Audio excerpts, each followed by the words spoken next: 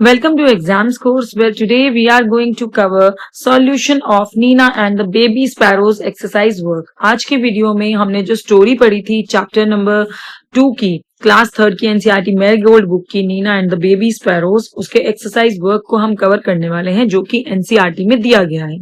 सो start करते हैं.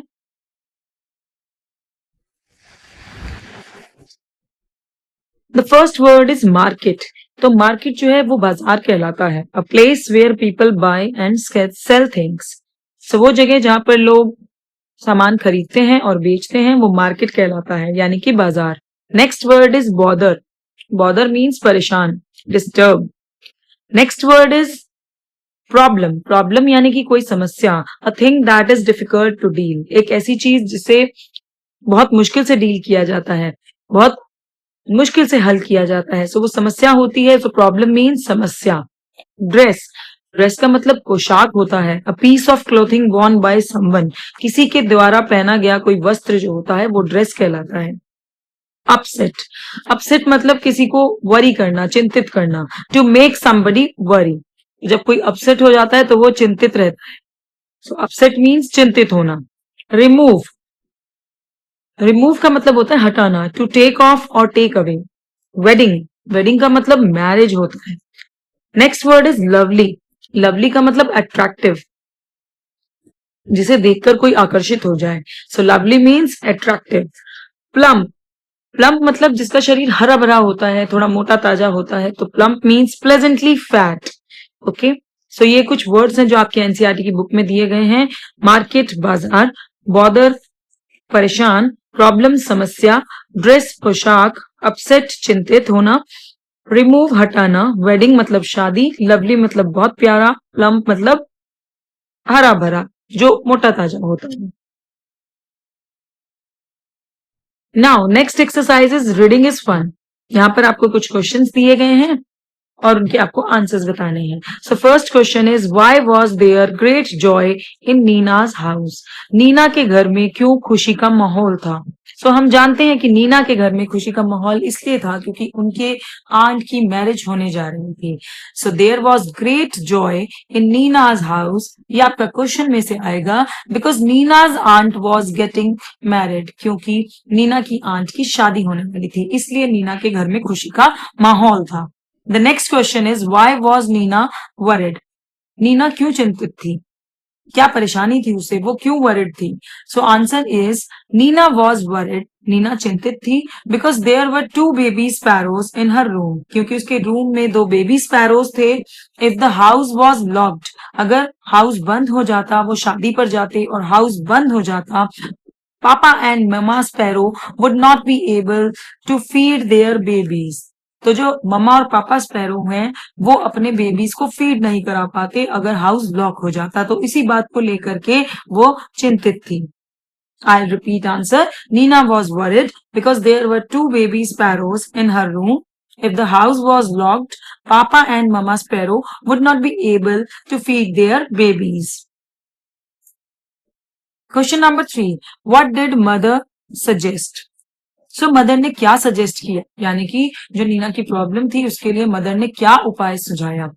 सो mother ने सजेस्ट ये किया था कि वो नीना के रूम की विंडोज जो है वो ओपन कर जाएंगे और उनके उसके रूम से सारा सामान निकाल देंगे, जिससे कि क्या होगा कि मम्मा और पापा स्पैरोज कमरे में आ सकेंगे और अपने बच्चों को फीड करा सकेंगे. सो the answer is mother suggested. Mother ने ये सजेस्ट किया that they will keep the Windows of Nina's room open. कि वो नीना के रूम की जो विंडोज हैं उसे ओपन कर जाएंगे and remove everything from her room. और उसके रूम से हर चीज को हटा देंगे. And lock the room from outside. और उसका जो रूम है वो बाहर से लॉक कर देंगे सो दैट ममा एंड पापा sparrows can go out and bring food for the babies. जिससे पापा और मम्मा स्पैरोज जो है वो उस कमरे से बाहर भी जा सके अपने बच्चों के लिए फूड लाने के लिए. So this is the answer of question number 3. Mother suggested that they will keep the windows of Nina's room open and remove everything from her room. Neena की मदर ने सजेस्ट किया कि वो विंडोज को ओपन कर जाएंगे नीना के रूम की और उसके रूम से हर सामान हटा देंगे and lock the room from outside, और उसके रूम को बाहर से लॉक कर देंगे सो दैट ममा एंड पापा sparrows can go out and bring food for the babies, जिससे ममा और पापा स्पैरोज जो है वो बाहर जा सके और अपने बच्चों के लिए भोजन का प्रबंध कर सके। Now question number 4 is what did Nina find when she came back from the wedding. Nina को क्या मिला जब वो वेडिंग से वापस आ गई।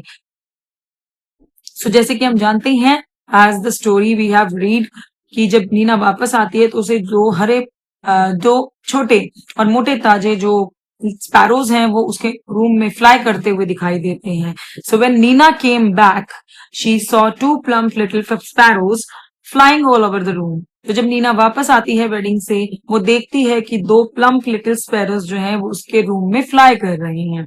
Answer is when Nina came back from the wedding, she saw two plump little sparrows flying all over the room. Okay? Talk time. इसके बाद आपको एक एक्सरसाइज दी गई है और उसमें ये पूछा गया है हाउ डू बेबी स्पैरोज ईट, कि बेबी स्पैरोज किस तरीके से खाना खाते हैं। जैसे कि हम जानते हैं कि स्पैरोज जब बेबी स्पैरोज है तो वो बहुत छोटे होते हैं, अपने आप नहीं खा सकते, तो उनके पेरेंट्स उन्हें फीड करते हैं उनके चोंच में दाना डाल करके। सो the answer is baby sparrows feed bye their parents into their beaks. तो जो बेबी स्पैरोज होते हैं उन्हें उनके पेरेंट्स के द्वारा फीड किया जाता है उनके चोंच में। Question number 2 what new things would you like to wear for a wedding. Second question में आपसे ये पूछा गया है कि क्या ऐसी नई थिंग्स हैं जो आप वियर करना पसंद करेंगे शादी पर। You can say I would like to wear, आप इसमें आंसर दे सकते हो I would like to wear say, यानी कि स्टार्टिंग आप इस चीज से करेंगे कि मैं ये पहनना पसंद करूंगा, तो इसमें आगे जो भी यानी कि बॉयज की जो ड्रेस होती है वो बॉयज अपने ड्रेस लिख सकते हैं कि वो क्या पहनना पसंद करते हैं, और जो गर्ल्स को पसंद है वो लिख सकती हैं। So the answer is I would like to wear shining lehenga. So यहाँ पर आप जो गर्ल्स हैं वो इसका आंसर इस तरीके से लिख सकती हैं कि I would like to wear shining lehenga. So girls इस चीज को यहाँ पर मेंशन कर सकती हैं, shining lehenga, sharara, frock, suit, whatever she want to write. Okay, और बॉयज जो है वो भी अपने हिसाब से कुछ भी ट्राउजर्स या कोट पैंट जो भी लिखना चाहें वो लिख सकते हैं। सो यहाँ पर हमने बॉयज की तरफ से आंसर दे रखा है I would like to wear coat pant. Now picture story, इसके बाद की जो आपकी एक्सरसाइज है उसमें आपको 5 पिक्चर्स दे रखी हैं। Number the jumbled picture story correctly, then write the story in proper order. उसके बाद आपको कुछ लाइंस दे रखी हैं 1 2 3 4 5 सीक्वेंस में आपको उस स्टोरी को लिखना है, यानी कि जो आपको पिक्चर्स दे रखे हैं वो जम्बल्ड हैं और उसमें उसके नीचे जो सेंटेंसेस मेंशन कर रखे हैं वो स्टोरी को जम्बल्ड करके दिया गया है, यानी कि स्टोरी के जो पार्ट हैं उसे इधर उधर करके दिया है, हमें उन्हें करेक्ट ऑर्डर में लगाना है, यानी कि ये चीज बतानी है कि स्टोरी में क्या चीज पहले हुई थी। तो सबसे पहले आपको एक पिक्चर दे रखा है जिसमें ये लिखा है, जिसके नीचे ये लिखा है mother says we will leave the window open, कि मदर कहती है कि हम विंडो को ओपन छोड़ करके जाएंगे। Nina is happy again, Nina दोबारा हैप्पी हो जाती है। नेक्स्ट पिक्चर में Nina is sad, third picture में आपको दिखाया गया है कि भाई नीना बहुत दुखी है। उसके बाद की पिक्चर में Neena doesn't want to leave the baby sparrows alone, statement दे रखा है कि जो पिक्चर बना हुआ है उसके नीचे कि नीना जो है वो बेबी स्पैरोज को अलोन छोड़कर नहीं जाना चाहती। और लास्ट पिक्चर में मदर का पिक्चर बना हुआ और लिखा है मदर आस्क व्हाई, क्यों।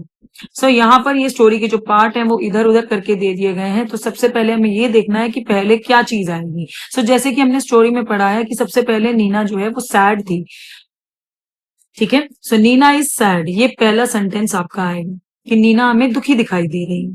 उसके बाद मदर आस्क व्हाई, मदर पूछती है कि तुम क्यों दुखी हो। उसके बाद Nina doesn't want to leave the baby sparrows alone, Nina जवाब देती है अपनी मदर का कि वो बेबी स्पैरोज को अलोन छोड़कर नहीं जाना चाहती है घर में। ओके, सो आप थर्ड नंबर पे ये सेंटेंस लिखेंगे। उसके बाद जो चौथा सेंटेंस है वो ये रहेगा कि मदर सजेस्ट करती है we will leave the window open, यानी कि उसकी प्रॉब्लम का सॉल्यूशन बताती है कि ठीक है तुम्हें अगर स्पैरोज को अलोन छोड़ करके नहीं जाना है तो हम विंडो ओपन करके जाएंगे, जिससे कि जो उनके पेरेंट्स हैं वो उनको आकर के फीड करा पाएंगे। ठीक है, सो यहाँ पर फोर्थ सेंटेंस वो आएगा और ये सुनकर के नीना दोबारा हैप्पी हो जाती है, Neena is happy again. Okay, so ये हमने स्टोरी के सीक्वेंस के ऑर्डर में इनको लगा देना है और उसके बाद जो आपको बुक में मेंशन्ड अंडरलाइन है उनमें ये सेंटेंसेस लिखने हैं फ्रॉम 1 to 5. ओके, नाउ उसके बाद जो एक्सरसाइज है word building exercise. Write down suitable words describing each picture. यहाँ आपको एक एक पिक्चर बना हुआ दे रखा है जिसमें आपको सुटेबल डिस्क्राइबिंग वर्ड्स लिखने हैं. नाउ डिस्क्राइबिंग वर्ड्स क्या होते हैं? एडजेक्टिव होते हैं डिस्क्राइबिंग वर्ड्स, यानी कि किसी भी नाउन या प्रोनाउन के लिए जब आप कोई एक क्वालिटी लिखते हैं, क्योंकि एडजेक्टिव विशेषण होता है और विशेषण वो शब्द होता है जो कि नाउन या प्रोनाउन की विशेषता बताता है, उसकी क्वालिटी बताता है. तो डिस्क्राइबिंग वर्ड्स क्या होते हैं? एडजेक्टिव्स होते हैं. वो आपको लिखने हैं पिक्चर के हिसाब से और उन वर्ड्स को पिक करना है जो नीचे आपको लिस्ट दे रखी है. Pick up the words from the list given below, यानी कि इसी क्वेश्चन के नीचे आपको एक लिस्ट दे रखी है जिसमें कुछ वर्ड्स हैं. Beautiful, black, red, happy, tall, fat, ये सभी डिस्क्राइबिंग वर्ड्स हैं. जैसे कि आप सभी देख रहे हैं एडजेक्टिव है. सो इनको आपको फिल करना है. ओके, सो फर्स्ट पिक्चर जो आपको दे रखा है ड्रेस बना हुआ है. सो जैसे कि हम बुक में देख रहे हैं कि जो ड्रेस है वो ब्लू कलर का है. सो यहाँ पर हम एडजेक्टिव जो है लिस्ट में से ब्लू चुनेंगे. वैसे इसमें एक ब्यूटीफुल ड्रेस भी आ सकता है, लेकिन ब्यूटीफुल हम इसलिए नहीं भरेंगे क्योंकि ड्रेस का कलर जो है वो ब्लू है. सो हम यहाँ पर डिस्क्राइबिंग वर्ड ब्लू लिखेंगे. नेक्स्ट पिक्चर आपको एक रोज दिखाई दे रहा है जो कि रेड कलर का है. सो यहाँ पर हम डिस्क्राइबिंग वर्ड रेड फिल करेंगे. नेक्स्ट पिक्चर आपको एक बॉय दिख रहा है जो बहुत ही खुश है. सो यहाँ पर डिस्क्राइबिंग वर्ड हम हैप्पी भरेंगे, हैप्पी फिल करेंगे, a happy boy. Next picture एक पिकॉक दिखाई दे रहा है आपको जो कि बहुत ही ब्यूटीफुल है, बहुत ही सुंदर है. सो यहाँ पर हम पिकॉक के लिए जो डिस्क्राइबिंग वर्ड यूज करेंगे वो है ब्यूटीफुल. नेक्स्ट पिक्चर हमें बोर्ड दिखाई दे रहा है जो कि ब्लैक है. सो यहाँ पर हम बोर्ड के लिए जो डिस्क्राइबिंग वर्ड यूज करेंगे वो है ब्लैक. और लास्ट जो पिक्चर है आपको, ये आपको एक मैन दिखाई दे रहा है जो कि बहुत लंबा है. सो यहाँ पर हम डिस्क्राइबिंग वर्ड जो मैन के लिए फिल करेंगे वो रहेगा टॉल. सो यहाँ पर आपका एक्सरसाइज वर्क खत्म होता है. चैप्टर नंबर 2 की story Nina and the baby sparrows. Okay, next video में हम चैप्टर नंबर 3 के साथ आएंगे. चैप्टर नंबर 3 में जो पोएम है उसको एक्सप्लेन करेंगे और उसका एक्सरसाइज वर्क भी. And thanks for watching this video.